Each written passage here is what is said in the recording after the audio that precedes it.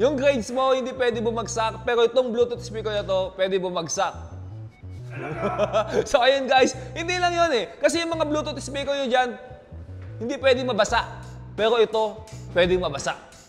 Diba? Yung mga Bluetooth speaker nyo dyan, walang built-in FM radio, walang built-in MP3 player, pero ito, meron. Full jam pack ang features ito. Mabibili nyo sa halagang 1,890 pesos at kapag ka nag-avail kayo ngayon, merong libreng Droid Hero t-shirt na suot ni Paparas ngayon na talaga naman sobrang nakaagwapo. So guys, syempre papakita ni Paparas sa inyo yan. Ang box ito gawa sa color yellow na makikita agad natin sa loob yung mismong speaker natin. At kapag binuksan natin siya guys, makikita natin na meron siyang kasamang user manual. Meron siyang kasamang micro USB cable. Meron siyang kasamang 3.5mm jack. So guys, sa physical appearance ng napakagandang mukhang tangke na Bluetooth speaker na to.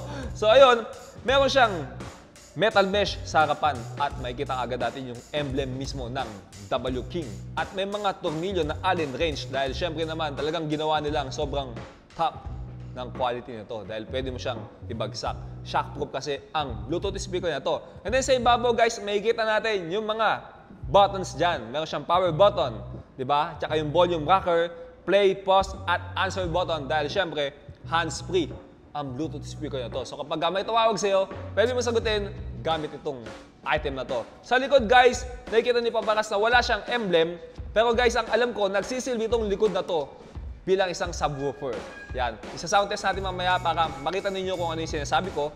Tapos guys, sa gilid, makikita natin na meron lang tinutungkap dyan. At nandito na yung mga I/O ports tulad ng USB, micro USB, at yung mismong micro SD slot kung saan dito natin ilalagay yung ating micro SD card para makapag-play ka ng mga MP3 file format mo kung ayaw mong gumamit ng Bluetooth. So guys, ayun, available sa Droid Hero to.